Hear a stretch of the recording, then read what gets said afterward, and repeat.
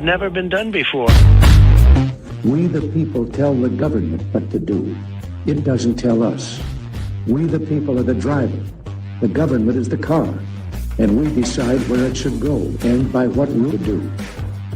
We the people are free. And I hope we have once again reminded people that man is not free unless government is limited.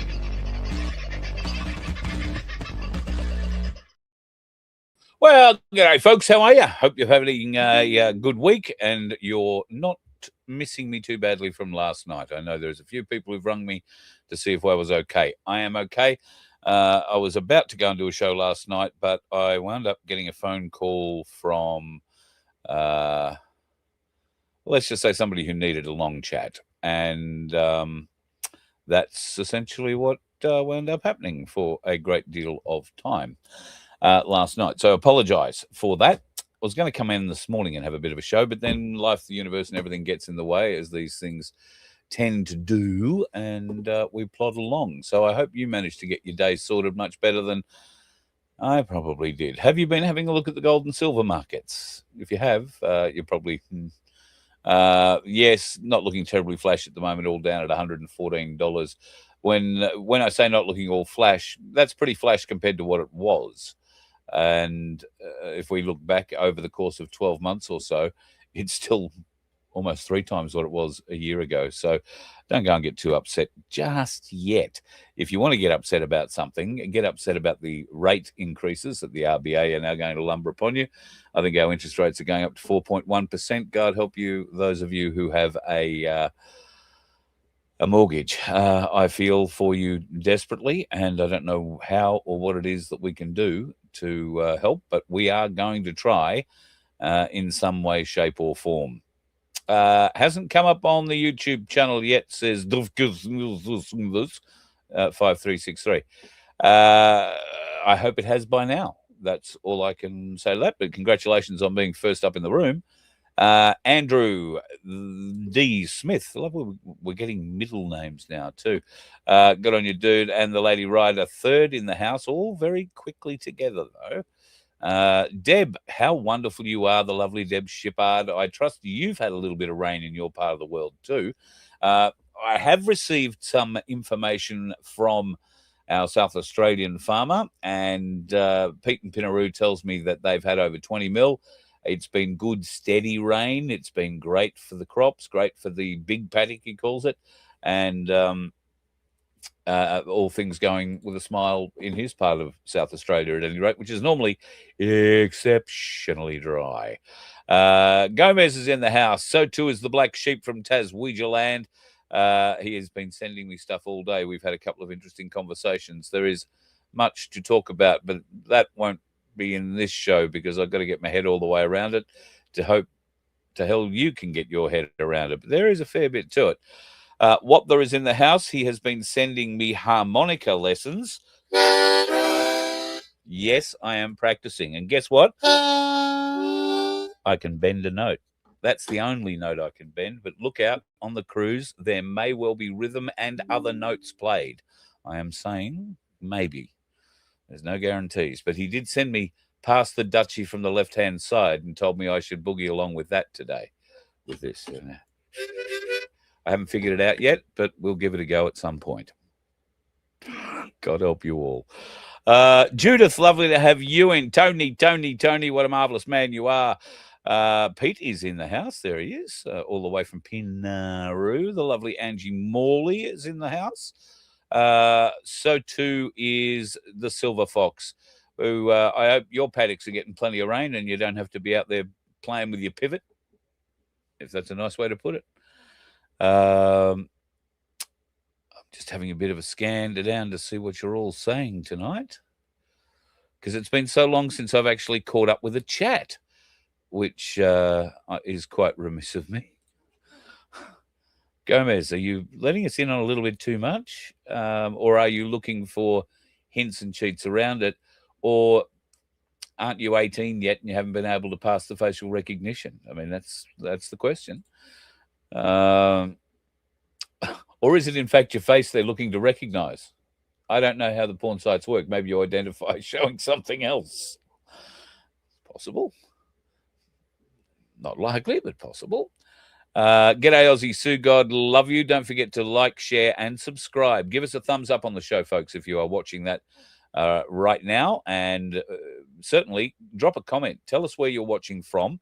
And if you would like to make a comment on tonight's show, because Lordy knows there is going to be a bit you can make a comment on.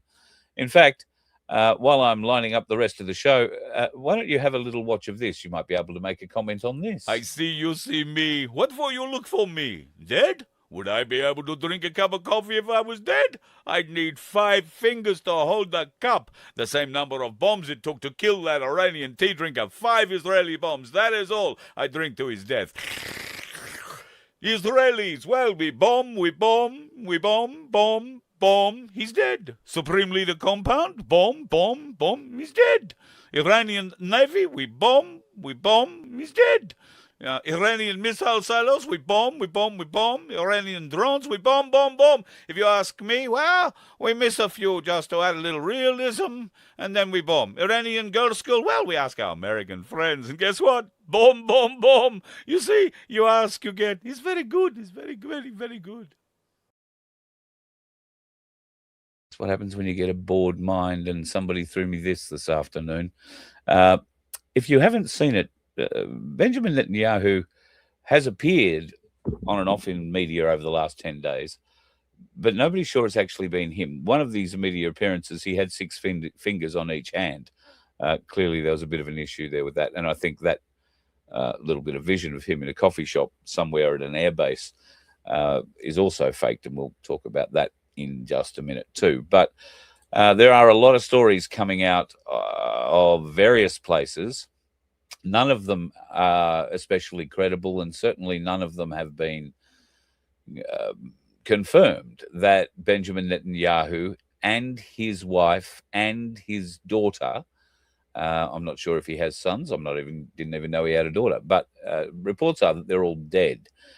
Funnily enough, there was also a report that he'd lost a leg, which is very similar to the report that came out about the Ayatollah's son when they killed the Ayatollah. And apparently the new Ayatollah is injured and hopping away on one leg. Netanyahu's story was the same. However, some smarter people than me have been able to track aircraft leaving Israel, and they have tracked one of Netanyahu's known aircraft, bearing in mind he's got government access to aircraft, VIP aircraft, so they know which ones they are. That flew out of Israel a few days ago and flew to Germany, to a hospital base there in Germany, which I'm also hearing news from saying it's full, and they are requiring and putting out indeed calls for blood donations on that German base, which is the largest American base in Europe from memory. So huge hospital there too. So if Netanyahu is still alive and they can't do much more for him in Israel, which surprises me because there are some of the best doctors in the world there, they've sent him off to Germany, or what's left of him. And I guess we'll figure all that out at a later time. There has been some rather interesting things about that particular bit of footage, which I can show you here without my stupid little voiceover to it. Now, this is Bibi Netanyahu supposedly caught in a bakery/coffee shop. They are saying that it was on a base, a US base or an Israeli base somewhere inside of Israel, and dare say he's being asked about his 6 fingers there. So he's proving he's got 5 and yada, yada, yada. This is all in Yiddish. That's why I haven't given you the audio file for it, because it's absolutely painful to listen to. But there are some rather interesting things that I will draw your attention to it. And maybe you've spotted it, maybe you've seen this already. But it is a very interesting little video. From the perspective of, this is a man who is supposedly at war with Iran, and Iran has had no problem so far firing ballistic missiles into Tel Aviv and all parts of Israel. And we're meant to believe that he's 3 stories up in a coffee shop on an American base or an Israeli military base there somewhere. Don't know that that is the case. But there is a little bit of info in that video which you may or may not have seen. Now, watch what happens with Bibi Netanyahu's pocket here. Okay, did you notice it? Let's watch it again slowly. The pocket joins, the pocket is activated. The pocket actually slides up his hand. He doesn't slide his hand into the pocket. It goes the other way. Now, do you think that that's a little weird? I think that that's significantly weird. Have another look. I probably could have slowed this down a bit further, but it's quite weird to see the way that the pocket jumps from one point to the next, and it's not his hand pushing it through. So that raises some stories about AI and the propaganda that we're being fed on so many levels at the moment. We are copying it left and right, particularly regarding this inverted commas war. And are you starting to notice, the normies around you starting to notice that this war particularly seems to have a lot of, or a great lack of information for a society that is armed with video and audio cameras 24 hours a day, 7 days a week? How many of the normies around you are starting to say, gee, I remember seeing the guns and the missiles and the bombs go off in Baghdad live. We had people, newsmen, sitting on top of hotels, ducking with helmets on and watching missiles fly over their head and blow up buildings. We were watching low-flying planes and strafing and all that. That was in 1991. And progressively over the years, at various different points, we have seen some very serious, point of view camera work from civilians and military people on the ground. And now we get to this war. Well, if nobody's asking, they should be, because we are not seeing anything really unless the Israeli and Western media want you to see it. Now, okay, I can understand they want to curtail, for reasons of operational secrecy, they want to curtail live pictures coming out of wherever it is they're bombing, because it gives the people they're bombing just as much information as it gives the ones doing the bombing. So to a point, I understand why they don't want that happening while they are bombing. But yeah, as Shane has said here, they're threatening to lock people up. And in Dubai's case, the fine is 220,000 Australian dollars. If you film, you don't even have to film the attack or the aftermath of the attack. You just have to film the wreckage. Walking past a shop that, maybe you used to go in and buy your gold at, or sit on the golden chair and get your gold fingernails polished. Maybe that's not there anymore, and maybe you took a video of it. You are not allowed to share it. Jail or a very, very significant fine. Now, in Iran, we are told that people want to share and that there is limited internet availability to get anything out. I'm also told that Starlink put over 6,000 units, extra units, into the country before the bombing started. And one can only imagine they turned those units off shortly thereafter, because they're not being used to transmit anything out of Iran either. Now, Iran is a very, very, very, very big country, all of which is filled with sand dunes, desert, camels, sand, desert, and camel jockeys, or herders, not jockeys, beg your pardon. So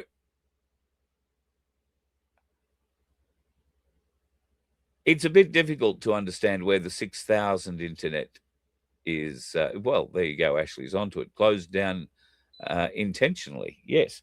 Isn't it lovely the way that Elon Musk would supply 6,000 new Starlink units into Iran and then turn the system off just when the world needs it most?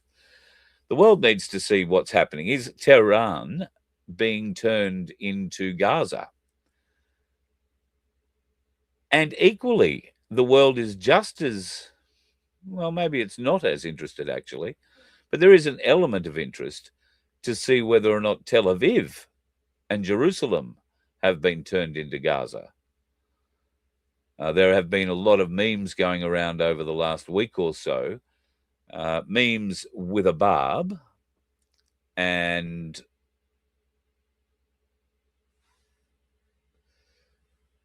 I'm not sure that they're the memes with a barb, at least. I'm not sure that they aren't really hurting. A lot of those memes include pretty interesting attempts at trying to prove or disprove certain bits of propaganda that are being put out. And we'll try and attempt to get to some of those in the not too distant future if I can stop raving long enough. The pressure that's being brought to bear on the Straits of Hormuz, with all of the world supposedly being very upset and beyond themselves with grief that the straits are closed and nothing good is happening. Okay, all the green or all the red dots, I beg your pardon, are tankers, and the Straits of Hormuz are this little gap here, right in here.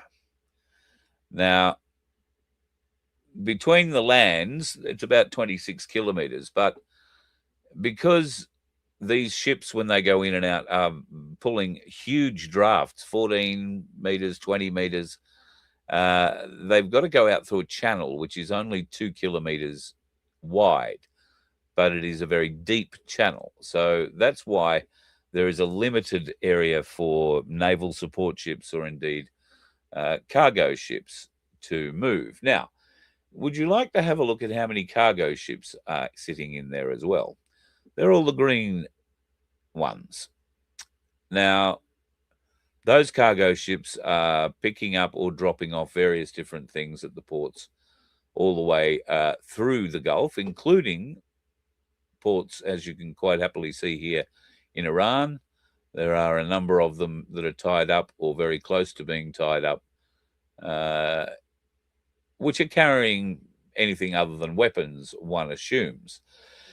So I want to make it fairly clear to people, given what's going on with our fuel in this country and how people are panicking that we are going to run out of fuel. And there are petrol stations now putting up signs saying they're out of fuel. They're limiting the amount of fuel that you can get until their next drop. Most, if not all, petrol stations that are doing that have been advised when their next drop will be, but the locals are still panicked about getting huge amounts of fuel. Now, go and get enough to get you through for a little while. Fill up your car, get a jerry can or two even. Don't go and get 1,000 litres of diesel when you've got, a four-cylinder diesel SUV that's never seen off-road in its life parked under the driveway. Don't do that. There are farmers that are going to need that diesel. There are trucks that are going to need that diesel. But when it comes to fuel shortages, I'll tell you folks, that's the least of our worries, because that map currently shows us the amount of cargo ships. I'll broaden it out to the whole world. That's every cargo ship that is currently listed on the International Shipping Register as being afloat, tied up, or in some way working on the land, on the sea. This is the look of them around Australia, and you can see the obvious tracks that these cargo vessels take. And if you look up here into where they go, they're heading into South Korea, into China, Japan, where presumably some of them then come down into Indonesia or down through the wider track through the Pacific to New Guinea and down our east coast. They circumvent Australia basically before going out again and heading up through Malaysia, yada, yada, yada, yada, yada. All of those ships require something called bunker oil. That's their fuel. And where does their fuel come from? Their fuel almost entirely comes out of here. So, those are just the cargo ships. But if we put in the tankers and we pull out the cargo ships, that is the relatively small amount of cargo ships that also require bunker oil to drive, to start their engines. And then here are the number of fuel chemical oil ships around Australia at the moment.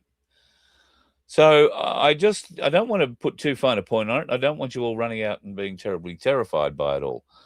But we're going to run out of bunker oil in the cargo ships to bring everything to this country, probably before we're going to run out of the fuel to go to the shops to get whatever will be left on the shelves. That's what you should be considering. So rather than stocking up on 1,000 litres of diesel, because you literally will be all stocked up with no place to go, start thinking about using the money that you're doing yourself a disservice with by pouring it into voluminous amounts of fuel, unless you're a farmer or a primary producer that needs it. I understand. But if you're just doing this and keep it in your backyard, please don't. You would be much better helped by going and spending that money at your local independent grocery, your local fruit and veg seller, your local farmer, your paddock to plate farmer, and offering in conjunction with friends to maybe take a whole animal, a whole side of an animal, sheep, cow, whatever it turns out to be, beef or lamb, and stack your freezer. You might want to go to the supermarkets, not the big ones that are going to be robbing you off, but go to the ones that have been looking after you and get some stuff that you can sit on a shelf for a while.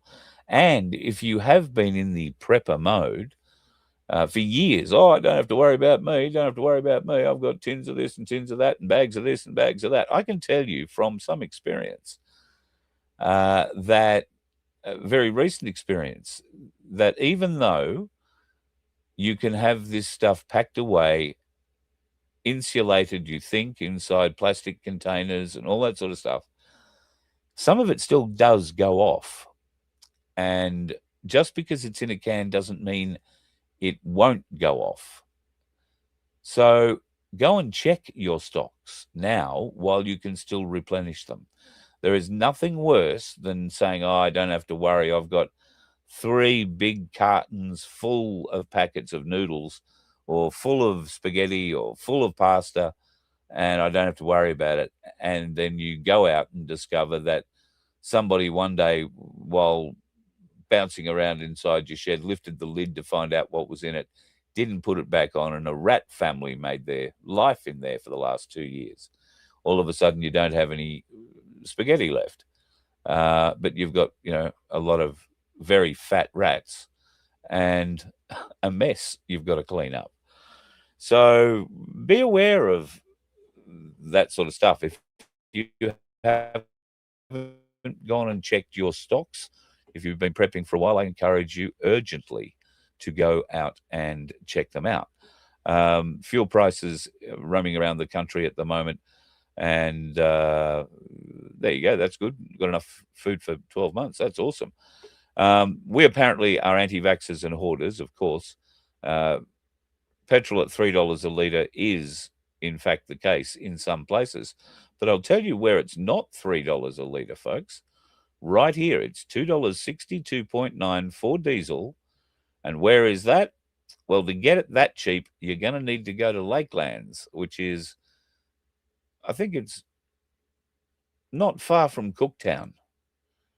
But there you go, far north Queensland, and it's $2.69 when you can drive down here in the corner of southeast Queensland and pay all of that and probably a few cents more. I have seen it at $2.69.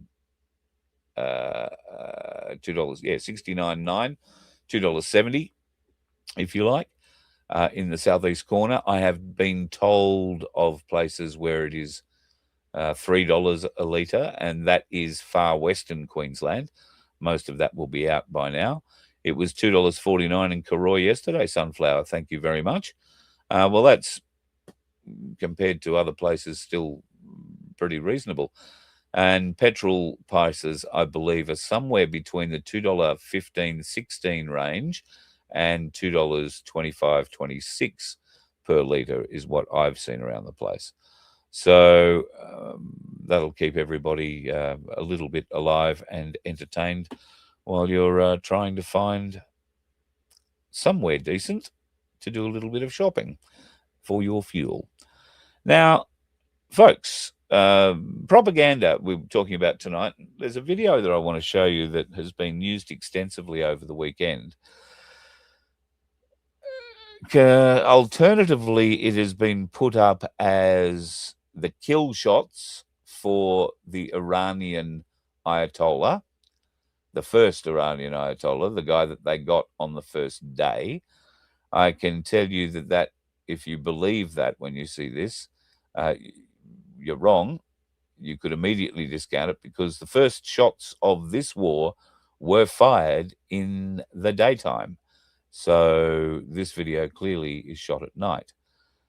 So it's not that video. Then the second story around it purports to be the ballistic shelling of a Netanyahu safe space, if you like, in Tel Aviv, a government-controlled bunker that was hit, and this was claimed to be the missile shots that killed Netanyahu and his family. Now, you've heard of a double tap in killing terms, 2 shots. Well, this is, I guess, in missile terms, a triple shot. So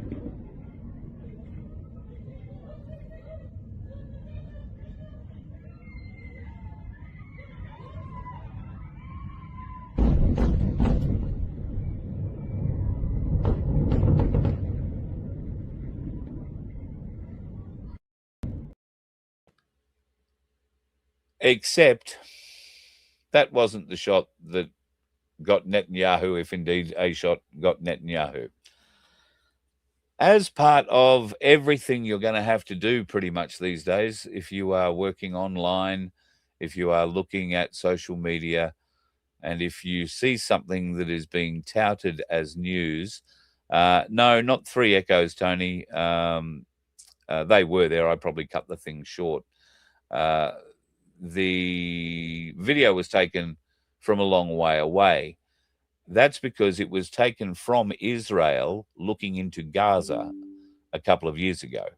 That was Israeli missiles hitting Hamas positions in Gaza, I think in 2022. But that same video now is being touted as the kill shot for Netanyahu and or the shot for the Ayatollah, which it clearly can't be because the Ayatollah was killed about 10 o'clock in the morning, their time, daylight time. And I don't know if they were saving time or not, but that's how it all played out.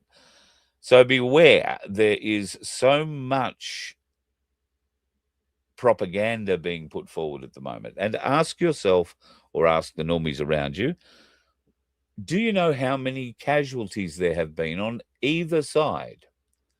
On the US-Israeli side or on the Iranian side? I mean, we've all heard about the 162 dead schoolgirls that the American missiles hit, which is absolutely tragic, horrendous, and extremely poor intelligence work. extremely poor. Do I think the Americans actively targeted 162 children? No, I don't. And if you actually believe that Trump or any of the US military, I think, who would control targeting, would target 62 or 162 Iranian schoolgirls, then I think you've got a screw loose. What we have learned over the last 5 days is that AI has been let loose on this battlefield to locate, assess, target, and carry out attacks on elements that it independently sees as a danger to the outcome of any mission. And while it's probably been doing this for a very long time, for the first time, it has been allowed to work absolutely autonomously. So if it decides it wants to launch rockets at a compound that intelligence for the last 5 years has been saying is an Iranian special guard training camp or area where recruits are taken, put through training exercises, they eat, sleep, and are educated there before being put out into whatever group they go into. And right tagged at the very end, there is a little piece of information that says, oh, they might have moved out and turned it into a school. The AI looks at everything, and on the balance of probabilities, it would appear has made a decision to target the school regardless. Now, the Americans are between a rock and a hard place. There is no denying that it was one of their weapons that hit that school. Equally hard to deny is the fact that to fire an American weapon, some authority from someone has had to be shown. But this particular attack had no human authority. No human, quite likely, had cast their eye over it in any way and approved or disapproved of the strike. So now the Americans are between a rock and a very hard place. Did we actively target a school? No, we didn't. Our computer did. Are you actively letting your computer target whatever the hell it likes without humans checking it? Yes. And that's the hard truth I think the Americans are having a bit of a hard time coming out and telling the world about at the moment. Missile and AI targeting of missiles was always on the cards. If you've been playing a video game that is war orientated, and let's just name one of them, Call of Duty, for the last 10 years or more, then you have been shown what sort of technology is available. Satellite tracking, pictures, scans, drones that go in and fly around the building you're about to assault, all that sort of stuff. It's not the thing of video games. It's the thing of mind games, mind programming. Skynet looking for Sarah Connor. We are seeing so many examples of Skynet. So many examples of Skynet. The Chinese, I've shown you evidence of their huge leaps in robotic technology, in robotic movement. The dancing, which was disguised as dancing, but it is in fact kung fu or various other martial arts put into robotic form. Bruce Lee. I wonder how when we're going to see that happen. There'll no doubt be some clever AI person who can bring a robot and Bruce Lee together at some point. They've got him doing a whole heap of other things on the internet, and people believe he actually did it. Don't believe any of those little tricks you see him doing on game shows at the moment. They're all AI as well. And this is why our discernment matters. We've got to be able to think independently. We've got to be able to if we can't think independently, we lose so much of ourselves. You will lose your humor. You will lose your ability to think funny, to see things in a funny way. You'll definitely, as Australians, lose your ability to make a joke out of anything. And just between you, me, and the gatepost, that would be a very bad thing, because Vince and I have great plans for people who are creative and wanting to think of things. We're not going to tell you anything about them too much tonight, other than to say, I think many of you send me memes, some of which appear at the front and at the back of the show. I am forever looking for memes. So if you are a memer, I'm making words up now, then please email me, carl@vofhq.com. It turns out that we have a couple of memers amongst us, and Vincenzo turns out to be one of them. I particularly like the way he's put together the Flintstones car. He's done a couple of iterations of that, and I've loaded up version 1. There are a couple of others. In fact, here's a different version. Fuel shortage? No worries, mate. That's pretty much exactly where we're going to be up to, unless you can shove a battery up your clacker and keep going. But while I was having a conversation to somebody the other day about, do you know anybody that comes up with memes and sends them around and has had much success with them? And while I was having literally that long a conversation with this person, my email went ding and this turned up. Now, that's the kind of creativity I need in my life. So if you're a bit of a memer and you're fast, you can put funny words to stupid pictures, then Vince and I want to hear from you. We are very excited about something, and you could play a magnificent role in that at the very least. Well, I won't tell you at the very least because it'll be giving things away. But we would love you to be part of this. So also helps if you send memes to us. Always up for good memes. As you know, I try and spread them around, and I'm the ending one tonight should be interesting for a variety of reasons. So yes, folks, keep an eye on what's going on with memes. And if you are a memer or you know someone who is, then please contact me, carl@vofhq.com, or you could contact Vincenzo at the same place. And we should be able to obviously reach out, make beautiful contact with you, and give you half an idea of what we are planning in the not too distant future. And if you are in the southeast corner of Queensland, you might be able to play a role in that. Yes, a meme coin.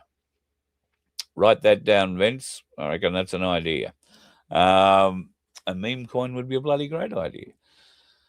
There are a few memey things that we could do, but I know that you lot, very creative as you are, we don't care whether. Look, if there is a donkey meme, I think we should put a prize up for good donkey memes. And Sandy and Baz will probably have 100,000 of them stored away, but good donkey meme would work out well. I think that would be pretty cool. Before we go tonight, one last little chat about what's going on with media in Australia and around the world. There's a lot of distractions going on at the moment with big names that you know, like Tucker Carlson, and names like Jackie O and Kyle Sandilands, a little bit closer to home.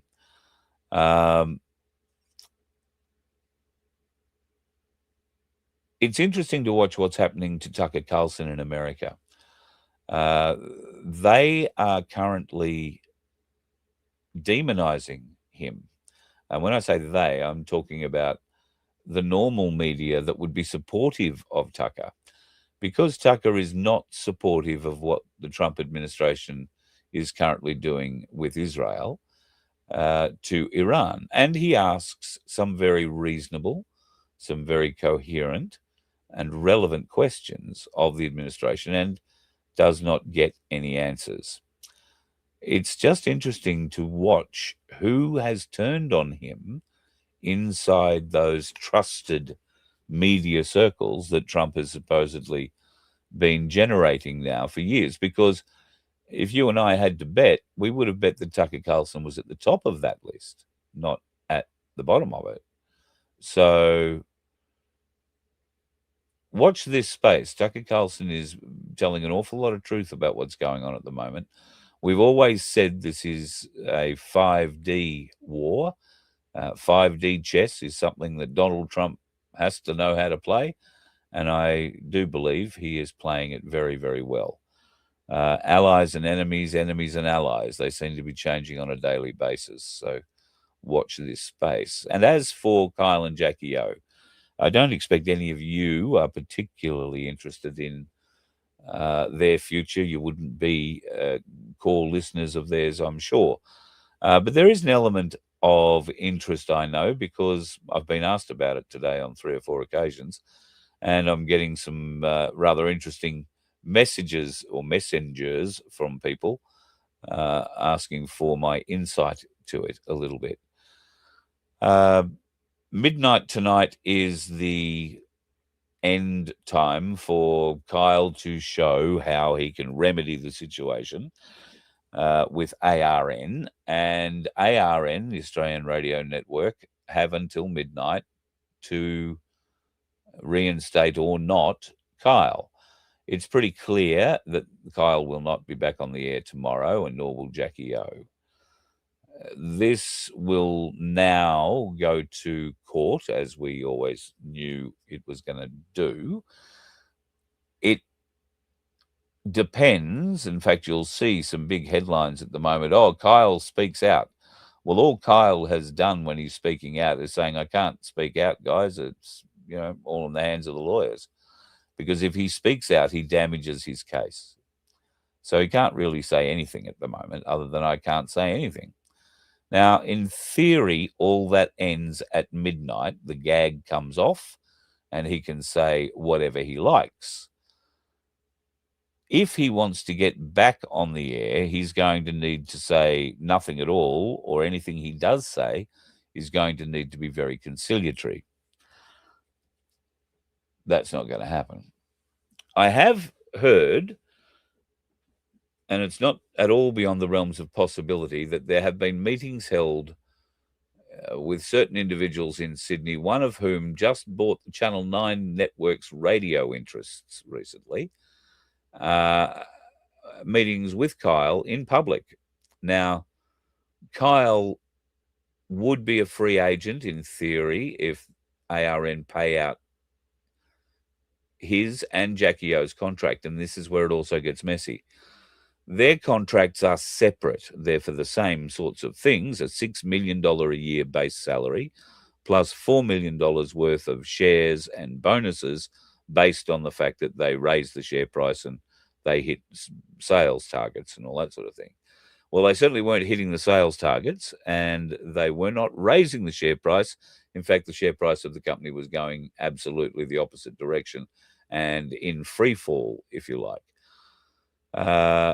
This is one of, if not the largest radio network in Australia, and this huge deal touted a few years ago with Kyle and Jackie O signing a 10-year, $200 million deal, $100 million a year between each of them, for each of them, over 10 years, was touted as clearly the biggest deal in Australian radio history, one of the biggest in global radio history.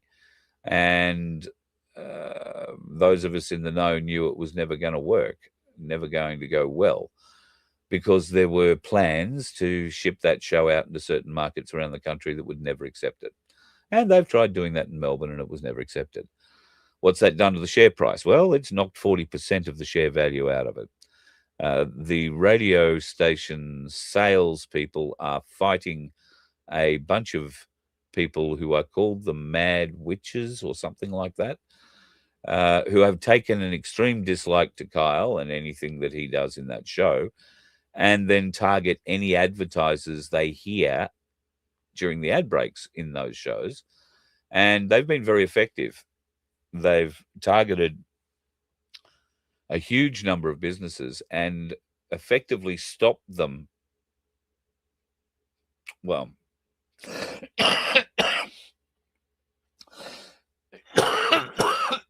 pardon me.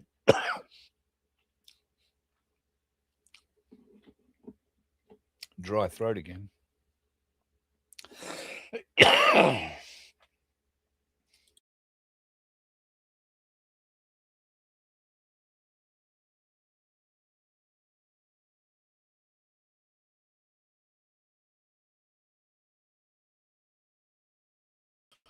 Sorry, pushed the wrong button. Getting a dry throat again.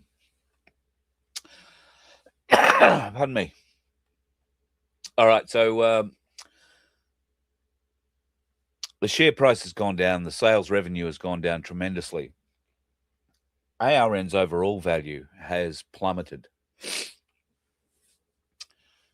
Should Kyle and Jackie O leave, they're not immediately going to recover much, although some of those advertisers will return. But then they don't have any rating or rateable shows for them to return to. Not a big problem. ARN will always get past it, but they have committed hundreds of millions of dollars to this whole exercise. Heads are going to have to roll. The board is not going to be very pleased, and nor are the shareholders. And this afternoon, I am led to believe that an offer might be put on the table by a number of interested parties to buy ARN from its shareholders, turn it private, and then whoever owned it could do whatever the hell they wanted with it. I wonder who might have the money to go and do that. Certainly not Kyle and Jackie O, but given that contract and the fact that ARN could be then made to honour that contract, Kyle, being a lead shareholder, if that were the way it was going, would then need to potentially curtail the kind of content that they've been putting out that has been so objectionable, and would necessarily have to try and find a way to be able to roll that show out on a national basis so that they could sack the breakfast shows in Melbourne, Adelaide, Brisbane, and potentially Perth. They could also look at their regional centres where they would love to not have to pay regional breakfast and drive announcers as well. So interesting times. So expect more announcements tomorrow morning, but I think they will be that we're going to court. If there is an announcement of a settlement from ARN, it will be we've decided to pay Kyle and Jackie O out. I believe the offer on the table is $40 million spread over 3 or 4 years.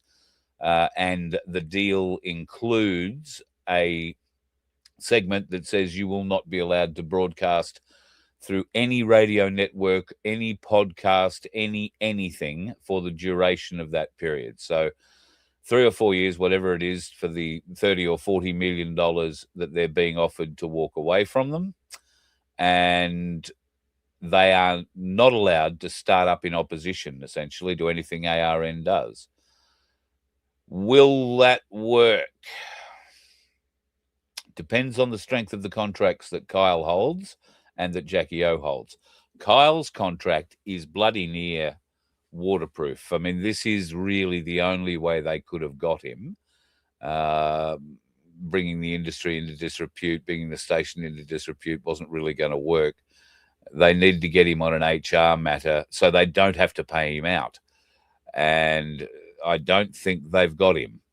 I think that they're going to have a lot of questions to answer, both from a civil lawsuit perspective from Kyle and Jackie O, and I think the Australian Stock Exchange is going to ask the company some very, very serious questions about their announcement that Jackie O has resigned and torn up her contract with the network, or that her contract was torn up. Because right now, Jackie O is quite vehemently saying, I never resigned. I never said I wasn't going back. In the background of all of this that very few people are talking about, but there was a story somewhere today, is the story about Jackie's manager. Her name is Gemma, and Gemma has been with Jackie as a manager since 2022. She is her best friend, and her best friend has wanted to get Jackie into all sorts of new businesses, one of which is called Besties, and they had the woman with the goopy vagina. What's her name? Goopy. Can't remember her name. They had her come out, movie star. Don't know, everybody got to have a smell or a taste. I'm not quite sure. It was a big event. You got paid $3,000 or something to be able to sit in a chair and smell Gwyneth Paltrow's goopy vagina. Anyway, Meghan Markle is apparently coming out and being part of the next Besties little event. Tickets for that slightly less than for Gwyneth Paltrow, and well, guess everybody gets to keep their knickers on at this one because it is Meghan Markle after all, the Duchess of Sussex. But they're $2,600 for those tickets if you'd like to be part of it. They would encourage you, as many of you as possible, to please go along to that, because it also appears that Jackie's manager, Gemma, has filed.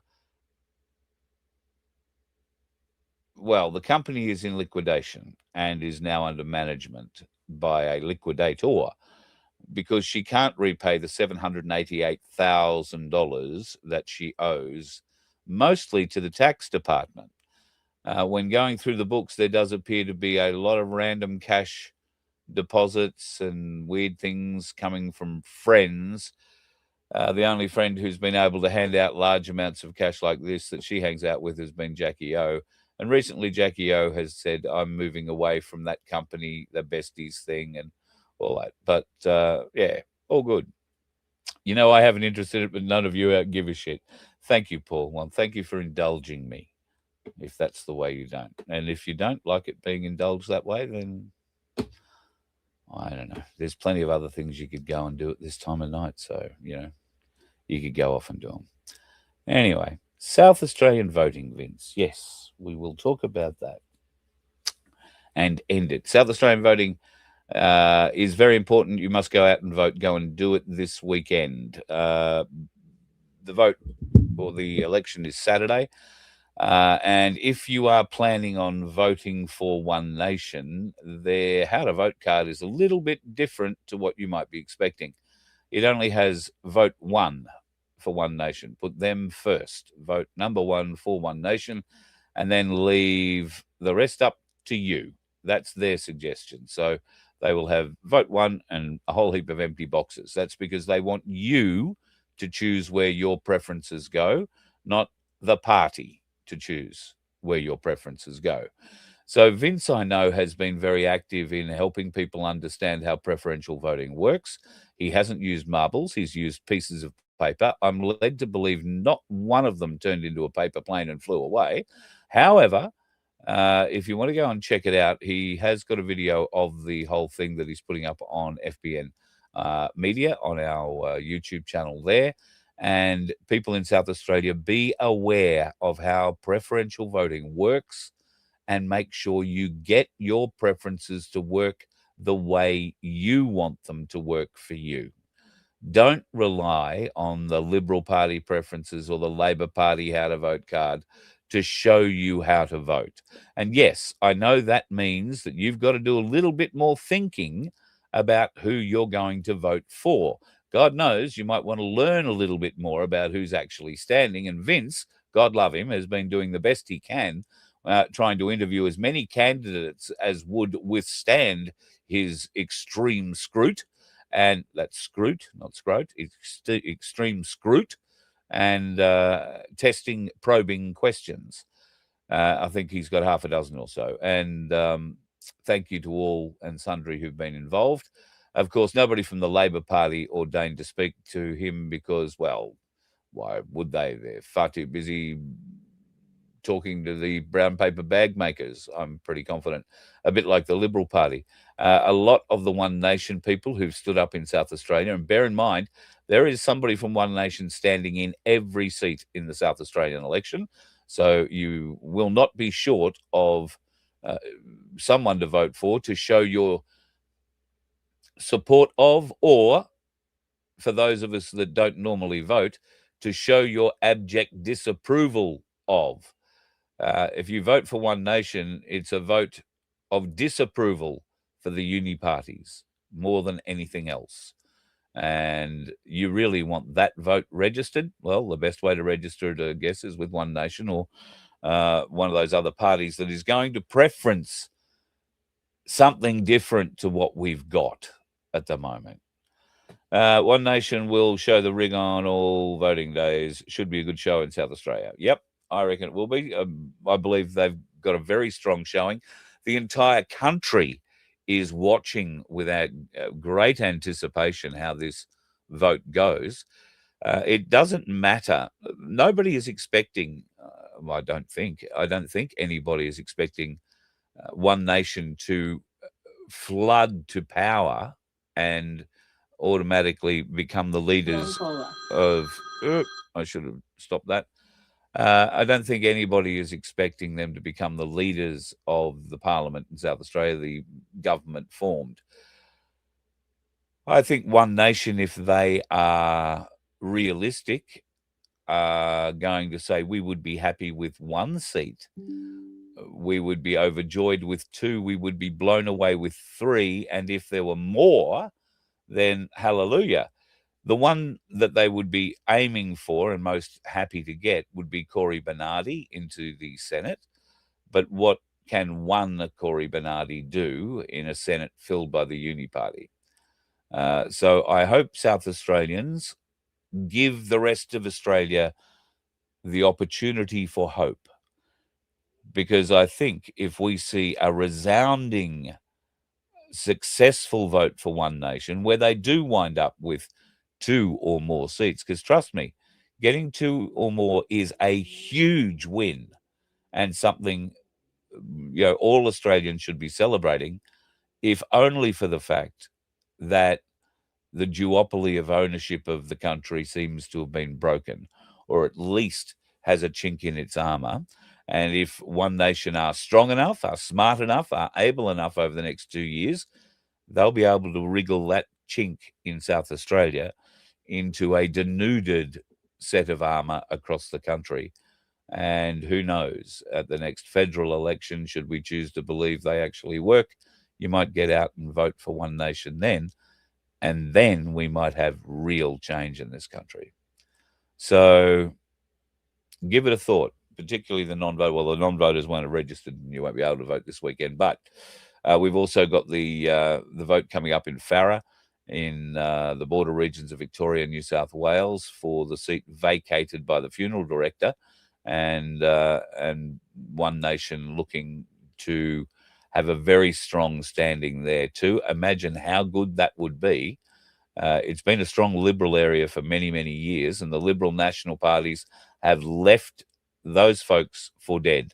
And I think the ideal opportunity for the people of Farrer is to kick some sand in the face of the major parties and install One Nation, give them the ability to put a second voice in the lower house and let them see what they can do in that lower house, this bloke and Barnaby Joyce, between now and the next election.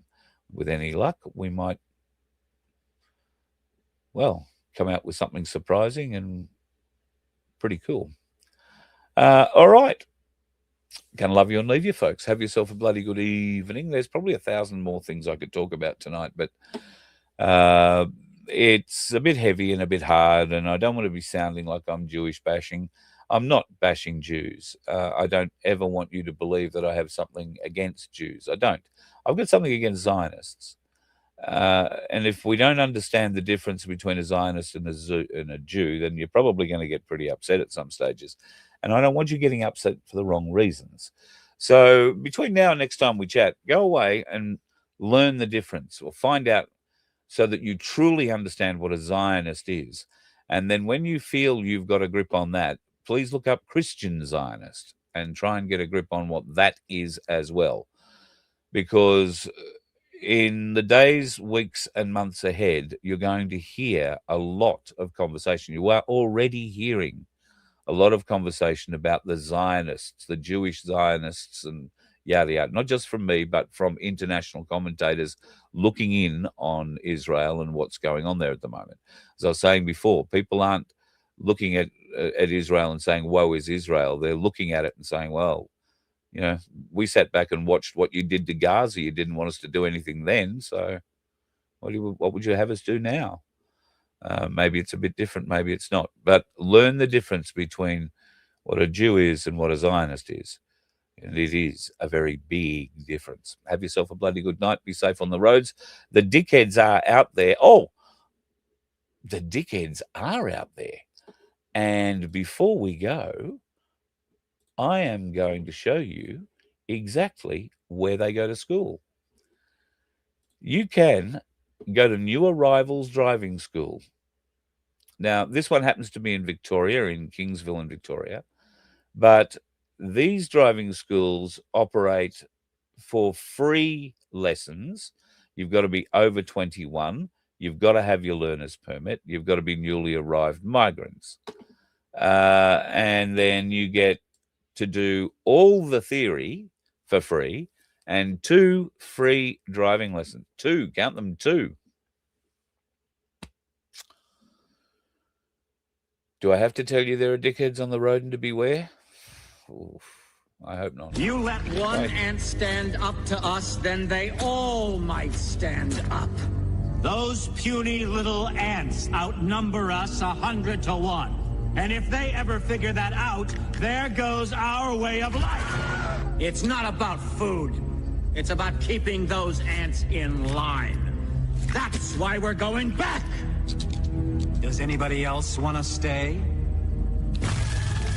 Let's rock!